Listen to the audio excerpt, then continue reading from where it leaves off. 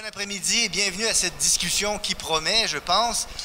Le thème qui nous réunit, c'est la lecture numérique à l'école, progrès ou dérive. C'est un sujet évidemment extrêmement vaste, extrêmement important, qui soulève un grand nombre d'enjeux.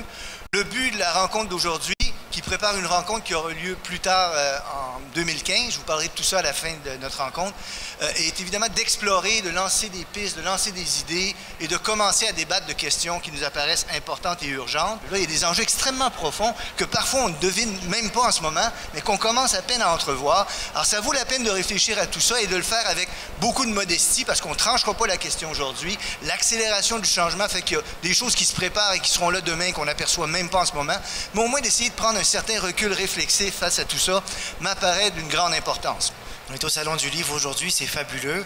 Dans les écoles secondaires, les dernières recherches qu'on a menées montrent clairement que la lecture par plaisir, c'est une infime proportion des élèves du secondaire qui vont faire ça.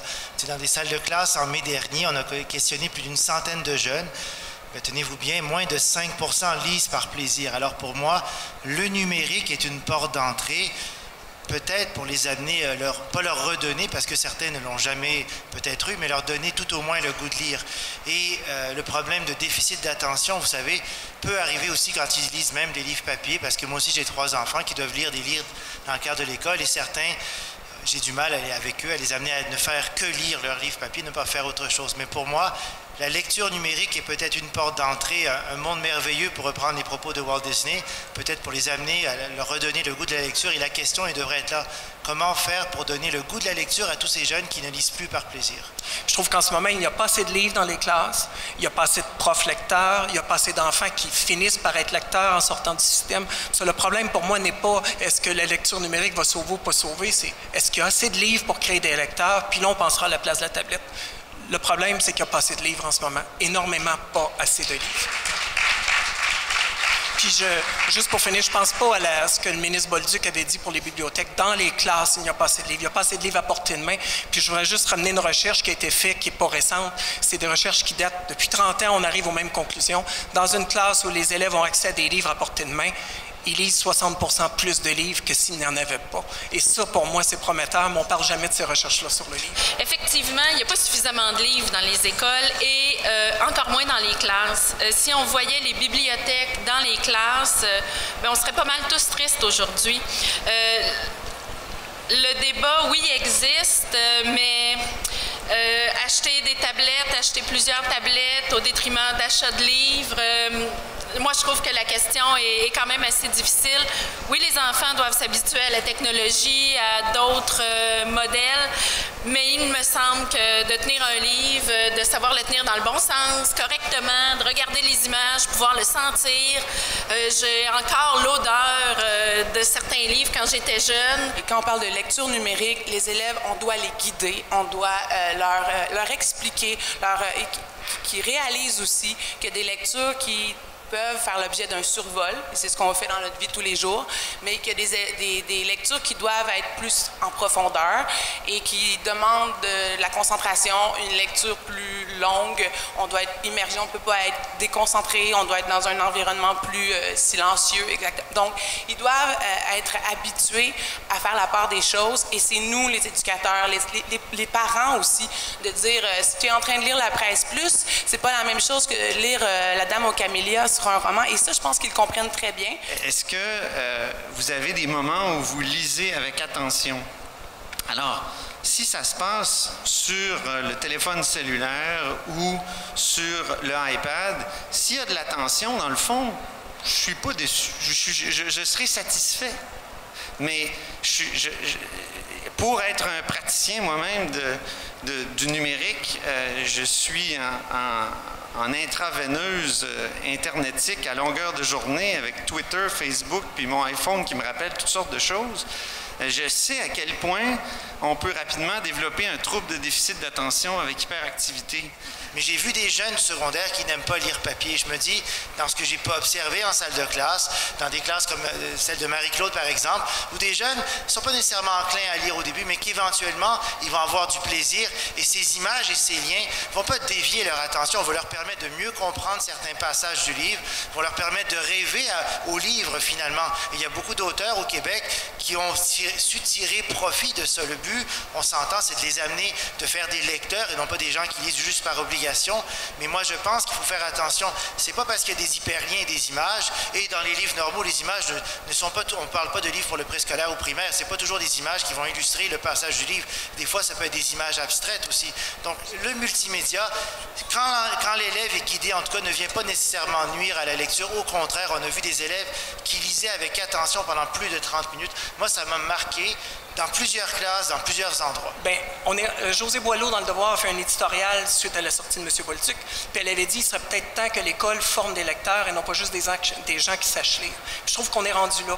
On sait ce que ça prend pour former des lecteurs. Puis quand on dit qu'il y a des élèves au secondaire, 5% aiment lire, les autres n'aiment pas lire, pour moi, c'est pas un problème de tablette ou pas de tablette, c'est un problème structurel de ce qu'on fait faire avec les livres quand ils sont à l'école. Trop de dissection de livres, trop d'obligations de lecture, trop de livres obligatoires, pas assez de choix, on ne les traite pas comme des lecteurs. On oublie.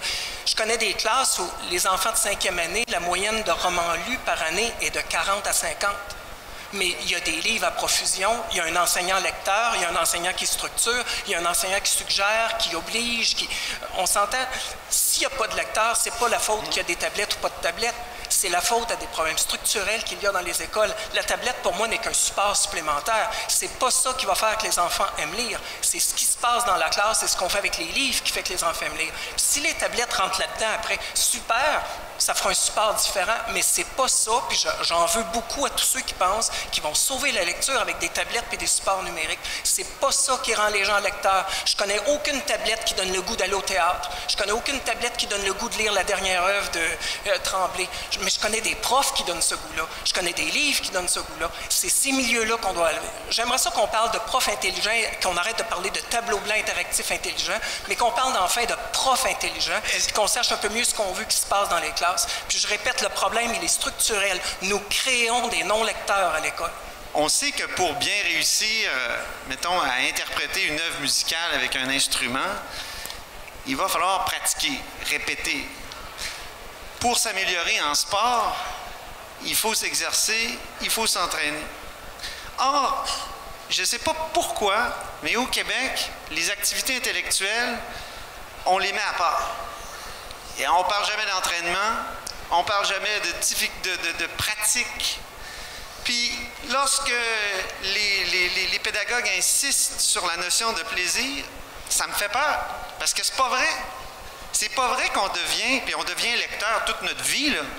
Moi, le lecteur que j'étais en secondaire 5 n'est pas le même que j'étais, je veux dire, quelques années plus tard, parce que, justement, il y a eu de la pratique. L'idée de pouvoir cliquer sur un mot puis avoir la définition instantanément, avoir un lien Internet qui nous permet d'aller créer de l'intertextualité, l'idée de pouvoir noter, j'ai jamais vu mes élèves noter autant dans leurs romans, et assez que ceux qui décident de prendre un roman papier à côté, là, ils sont là, puis ils sentent le besoin d'aller chercher plein d'autocollants parce que là, ils savent qu'eux, à côté, ils mettent plein de notes, ils surlignent. Et... Bon, évidemment, ça dépend des milieux. J'ai un milieu quand même, c'est sûr là, que des élèves bons lecteurs.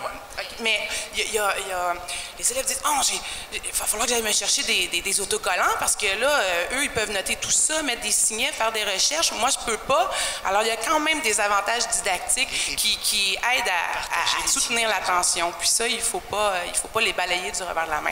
L'autre affaire, les recherches sont pas là. Mais par contre, tiens, 2007, 2003, 1999, les étudiants lisent de 50 à 60% plus de livres dans des classes où il y a des librairies qui sont adéquates. Pourquoi est-ce qu'on n'en parle pas de ça? Là, je trouve, aujourd'hui, je reviens encore, je trouve que c'est un faux débat, j'y participe, bon, voilà, mais les technologies vont s'imposer de toute façon. Là, on joue avec. On expérimente, on regarde ce qui marche bien. C'est tout nouveau. En plus, ça ne sera pas les mêmes tablettes dans 2 ans parce qu'elles vont encore changer. On expérimente et c'est très bien. Puis j'adore qu'il y a des gens comme Marie-Claude qui tentent le coup. On va voir ce que ça donne.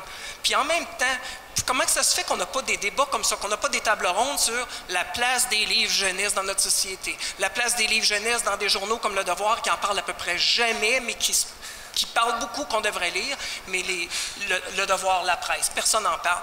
La place du livre dans notre société, c'est comme absent. La place des livres dans les écoles, malgré qu'on sait par des recherches qui datent depuis très longtemps qu'ils devraient être plus présents, on s'y attaque pas. Mais là, on rentre les tablettes parce qu'il y a une mode, c'est la saveur à la mode, puis De toute façon, ça va s'imposer. Pourquoi est-ce qu'on ne parle pas des choses qui marchent aussi et qu'on n'en fasse pas la promotion dans les écoles? La formation des profs pour utiliser Technome, la formation des profs comme étant lecteurs. Pouf, on n'en parle à peu près pas, puis Dieu sait qu'on a un boulot fort à faire de ce côté-là. Alors, ça conclut notre table ronde. Je voulais dire qu'on a commencé en disant que c'est un vaste sujet, on ne traitera pas de tout, c'est complexe, etc.